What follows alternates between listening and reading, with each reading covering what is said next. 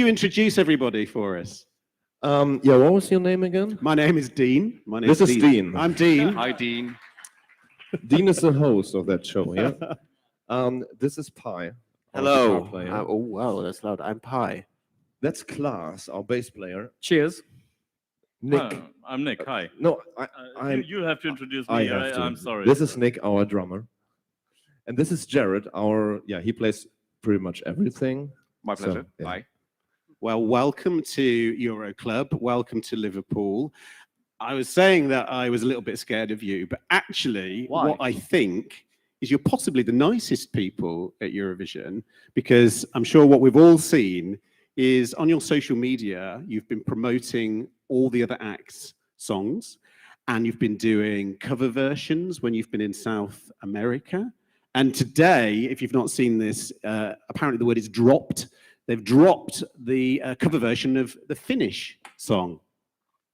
Exactly. Yeah. So check out your Spotifys and your Amazons and all that kind of stuff. Yeah, it's a full cover for the other artists, or not all of them. We don't have time because I'm still like singing one of their songs each night in the hotel room, even here. So we're doing like 15 or 16. But for Cha Cha Cha, we felt like we need to do like a full metal, full band cover, and it's out everywhere. Like I'm excited actually to hear what Kari thinks about it. So maybe he'll do a cover of your song. yeah, hopefully in Finish, please. Yeah. Talking about that, the Cha Cha Cha, what was it like singing in Finnish? Well, it's not easy. I mean, we're touring in Finland a lot, so we're used to listen to the language, and of course, you can say like the basic things like thank you and hello. But I think it's an advantage because when you're German, speaking Finnish might not be that hard, like when you're English, because it's a hard language with lots of consonants and we're used to that. But it was still a fight. So I went like in the studio, it's like I go line by line. So I listened to him, try and error. So I recorded myself, listened back to me. I was like, no, I'm not there yet. So it took like, I don't know, 3 hours to actually like do it really line by line. But yeah. I showed it to a couple of Finnish friends and they were all like, yeah. And for us hearing the first demo with Chris's voice in Finnish, it was the first time actually that we heard you sing Finnish. It sounded different, very different, also very different timbre? Yeah. But you nailed it. The hardest part was to actually nail the Finnish cha cha cha. That was like that was the hardest bit, yeah. Now, obviously, I mean, it might have been a bit of a thank you to Finland, because those of you that watched Unser Lied for Liverpool will know that the only jury, how did this happen, that gave you 12 points was Finland. I'm sorry, the UK didn't even give you 12 points. But I don't even remember how many points UK gave us, do you? Not sure. No, it wasn't 12. No. Finland gave you 12. Yeah, yeah. What was it like being in Unser Lied for Liverpool? It was a surprise because we seriously did not expect to win. We went there, we wanted the experience. Of course, when you do that, you want to win. But we were like, okay, we're super happy if we're being part of it. We take the experience, like we are very open-minded musicians. We love genre crossover things and meeting new people.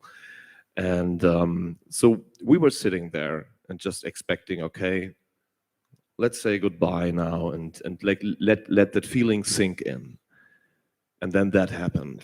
So it was yeah, overwhelming does not even put it. So was it a surprise? Because obviously you weren't leading after the jury vote. I think you got fifth at that point, 43 points or something. And then obviously the public vote came in and it was like up here. How stupid question, but how did that feel? Well, surprising, first of all, because I mean, we didn't set our expectations too high in the first place. But when the jury vote was in, we were on 5th place. It was like, yeah, it was an amazing experience and fair enough. And we love to be here. And then the public vote came in. It was like they couldn't have been any further apart, really. So I needed to actually rewatch the clips to find out how I felt about it, because I cannot recall that moment. So it was like, I think blackout. I just jumped on our couch, like in our green room, just jumped to the couch and basically applauded to the whole audience, even though the people in the studio didn't have anything to do with that. But I just, on behalf of everyone who voted for us outside of the studio, it was like, thank you so much. I've got one more question, then we're going to open it up to the floor. oh, it's like a press There's conference. people I like here, that. yeah. It's like, so- Press. you guys are from the press. That's how you look like. They all look the Nice. same. No, come They on. look like me. it's, Not all of them. Not all of them. I'm joking. nicht, Some are fans, He some are he press. said he's a fan. He's Fan, not from fan, press. I'm a fan. Me too. Can you be both? You- like press? Yeah. Absolutely. Is that right? Is it okay if you're from the press and you have to be neutral? Can you be a fan? Or you have to be like a fan in disguise? Yeah, undercover fan. Yes, no. Okay, I got it. So my question before we move to these lovely people down here is, I think Lord of the Lost has been around since around 2007. Is that right? So you've been around as a band. That's the year I was born. Yeah. Right? Why Eurovision now? Because obviously you've embraced it, but why did you want to do it particularly at this point? Well, we Lord of Lost as a band exists since 2009. Just to be correct, yeah. So, yeah. Why now? Because they didn't take us before. Did you try? Did Yeah. you? Oh, okay. Many times. Oh. 100 years of trying. Yeah. Before Chris was born. Yeah. No, we like. I think I sent the first application. I don't know, like 10 years ago. I didn't even tell the guys because it was like, yeah, if they say yes to the preliminary show, then I can still like, what you think?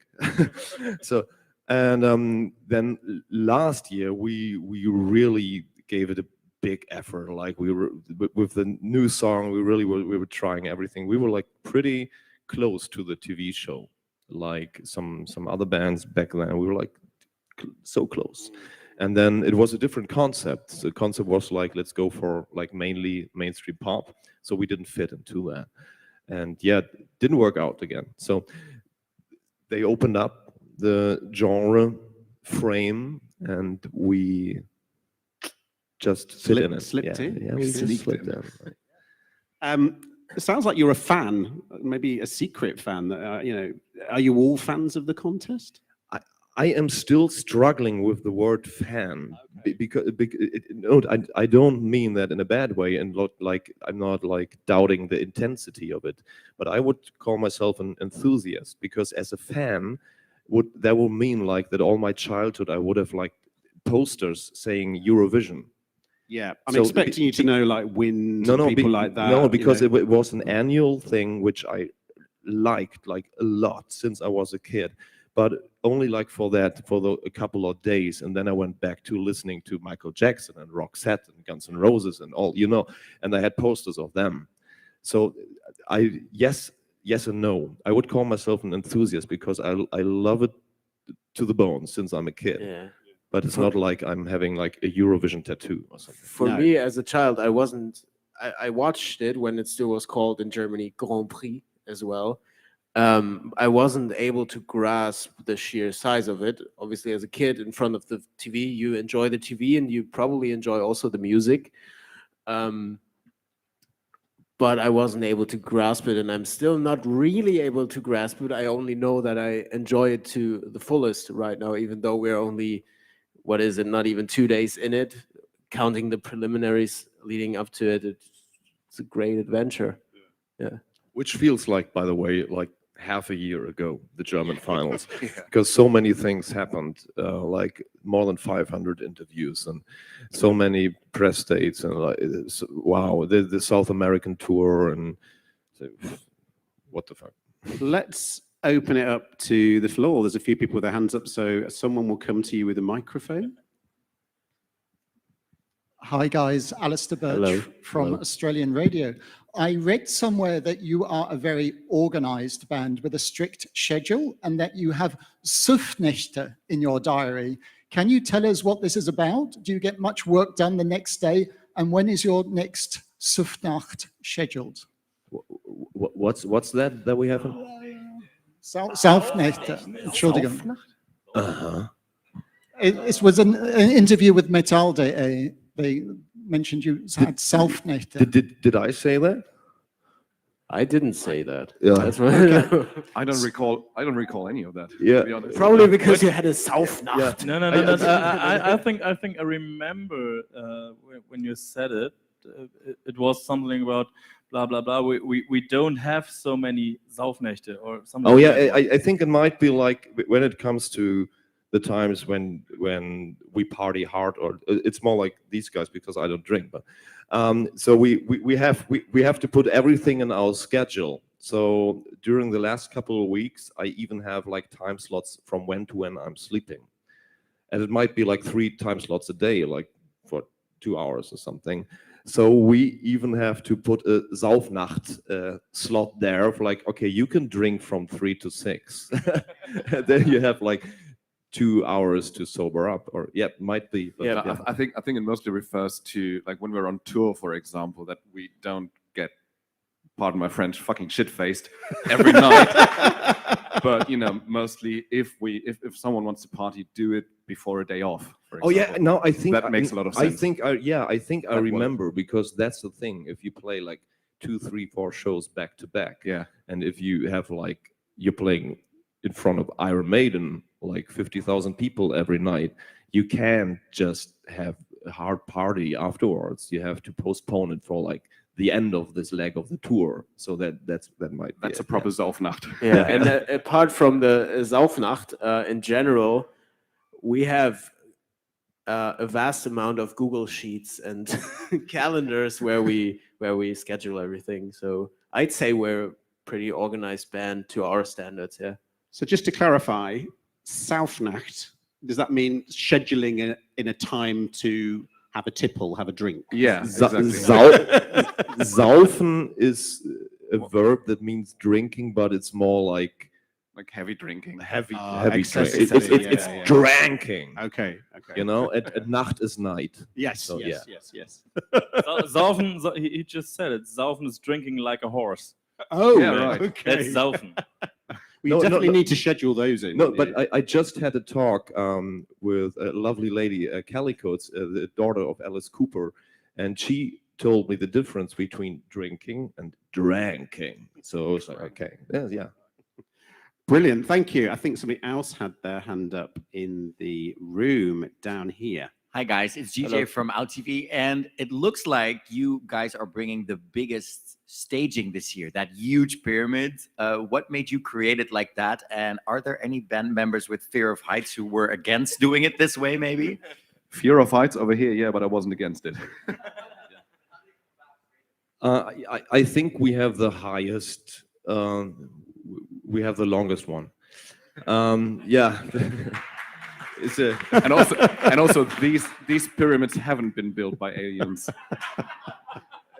yeah, we have the highest staging, so to say. How tall is it? 7 meters. I think. Oh, okay. Something. Well, Lazara's only 3 meters. Yeah, I no, thought it was 5, No, but no, it's no, 3. the thing is, you can't like just roll it on stage because there's those huge doors. So these pyramid things have to be like kind of They have to be folded. folded. Yeah. And then those 2 guys, they are sitting or standing on their spots and being rolled onto stage. Then the pyramids are being like folded up, and then we start. So I'm still kind of hoping that we will be like the first act of the second half, because I'm really like, well, yeah, the idea behind it was actually pretty easy. The thing is, we're a rock band, so we wanted to have this rock band feeling, because it still needs to be us. For us, the most important thing is to be authentic in everything we do. So if we came on stage with like dancers or flying horses or I don't know, the whatever, usual. it wouldn't be us in a way. And having something big in the back where these guys are being promoted, because otherwise you just have a drummer on the floor like doing like this, you don't see him. I wanted these guys to be like really seen. And if you go with heights, and to clarify that Lord of Lost is not like I'm not the Lord of Lost, it's all 5 of us, that gives you a very nice picture.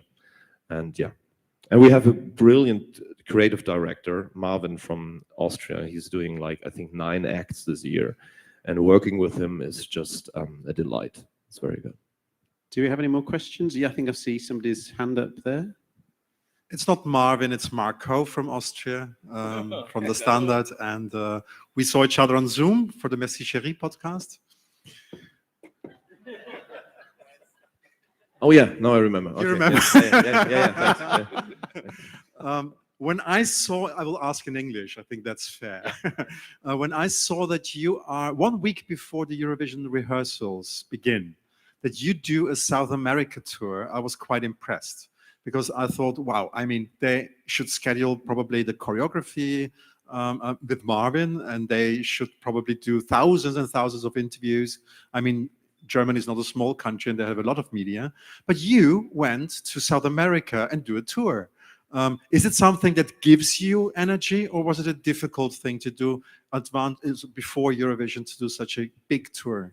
Well, the thing is, it's all about planning, and we had we could not cancel that tour because tickets have been sold before like the whole Eurovision thing started for us, and we can't let people down just like that. And so we just all those stage rehearsals with like cameras and stuff, we did that before. I met with Marvin before, and the thing is, we don't have like dance choreography or something that we have to rehearse like every day and something. So what we do on stage is very natural. It can be done very easily, very quickly. So we were able to do all that before. About energy, yes and no. In a way, it gives you energy because we need that live feeling. We had 3 new countries where we'd never been before. Argentina, Chile, Brazil. We went also to Mexico where we had been before. And of course, it's tiring in a way because traveling and flying and all that stuff. We had 11 flights in Yeah. 1.5 weeks. But all the love of the people and playing live and the energy was actually the best preparation that we could have done. Yeah. Because you go out of this like from a forge. Now we're made of steel to fucking do that here. So It's you're really saying good. that you have been that you rise like a phoenix? Is that what you're trying to say? Yes. Very good. Any more questions from the floor? Alistair's got one there, then I've got a couple. Hi, guys. Hello. You consist of 5 members on stage, Good but counting. can you tell us how you involve your backstage crew in the creative process, and why is this important to you? I think for the Eurovision, we didn't really work with our own crew because it's a very different kind of production. We can't just take our light crew here and tell them, hey guys, we brought our own people, let's move away. You know, it's like so everything has to go hand in hand with us and the crew here also for sound and whatever. So our actual live crew is really not involved. I mean, they're emotionally involved a lot and rooting for us and having a big party at home. But they are, in this case, they're not part of the show. Actually, it's like they're all part of the band. So Lord of Lost for us is much more than just 5 people because our live crew is our best friends, our family, also studio crew. We do songwriting together and all these kind of things. They're involved in everything. But in this case, it's just us 5. So tomorrow in the UK, there's a little matter of a coronation of the king, and you've met Charles and Camilla. What was that like? Very nice. It was like he has such a calm aura and atmosphere. Like when he comes, he talks very quietly, and everything seems to be a little like in slow motion. It's very respectful. So I really liked that. So it was like, you know, there's like 30 security people around you and like dogs for like, I don't know, explosives running around, whatever. It's like hell breaks loose, and then you're like in the eye of the storm. And it was very nice, actually. He's made a very humble experience. He was very interested in us, asked about our costume designer, maybe for his coronation tomorrow. And I'd like to see Charles dressed as you as you're dressed on the Eurovision. For no, sure. really, very, very nice. Have we got any more questions down here? Yes, down there. The microphone is coming. I'm wondering, there's a lot of bands at Eurovision this year. If you would pick one band to go on tour with and do shows like together, which band would you pick? And would it be a band that is musically aligned with you guys, or would you go with a band that is maybe a bit different than you guys? I think that's an interesting part of the question, because if you go by logic, and our musical world, sadly, is always divided in so many different genres, then there's actually only one choice, and that would be Voyager, which is a great choice. It would be lovely to tour with them. But like, there are so many artists which I like really adore, and I think like touring with Carrier would be like fucking amazing. Like I can also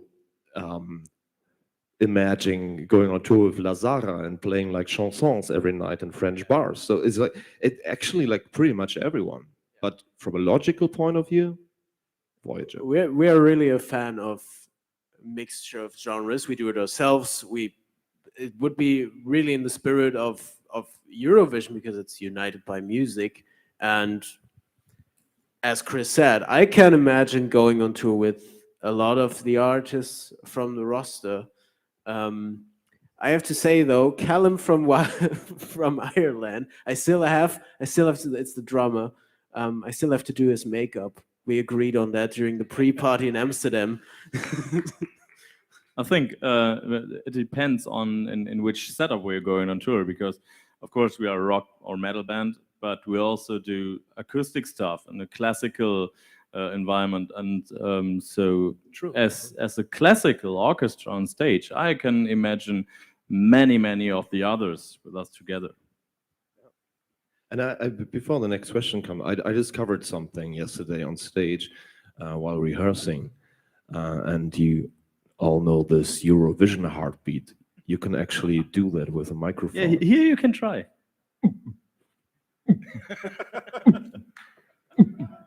Not bad. It works. We recognize that. You've been on tour with Iron Maiden. You're going back on tour with Iron Maiden. Have they said anything to you about you being in Eurovision? Yeah, actually, like I wrote when we got chosen one day after. I wrote Steve, the bass player, on WhatsApp. Was like, "Hey, we're going to Liverpool," and he was like, "Wow, that's great. Cheers, mate. Good luck." So yeah, maybe the Iron Maiden guys, they all around the world, they will be watching us on TV then. Like, this is the band we're gonna take on tour this year. Oh, this is the band. You know, it's great to have that kind of backup, that you actually know that the kings of heavy metal and the actual king might be watching us on television. Apparently, he's going to be watching with interest. He said that's what he said. Yeah, okay. Are you doing any gigs in Liverpool whilst you're here? Yes. Yeah, a small one at the Cavern Club. I've never heard of it. No, No one did, I think. me neither.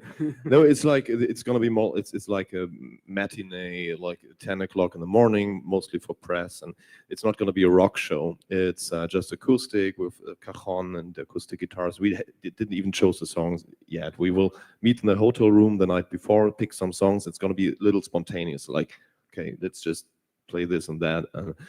And because we want this very spontaneous musical vibe, because that's the opposite of what happens on stage at Eurovision, which is like every second is planned. And I think it pretty much transports the vibe that Cavern Club needs, because I mean, it's a Beatles place. And what I love about that most is, and I think I said this 100 times before, in 1960, the Beatles came to our home city, not even our home city, to our home district, St. Pauli, and started their career there. From 1960 to 1963, they played 281 shows. My mother went to more than 50 of that shows as a 19-year-old girl back then. And the Beatles changed the surface and the whole structure of rock music by what they did. And now we have the chance to bring back a tiny little piece of that to Liverpool. So it's mandatory to bring that piece back to the Cavern Club, I think. And when is that gig? 9th of May. Tuesday, What he said. 10 a.m. in the morning. Oh my goodness. No sour naft or whatever it is before the night before. No, absolutely. No Saufnacht before, no. Well, I think we're going to wrap it up there. So it's been fantastic talking to you. So give it up for Lord of the Lost. Thank you.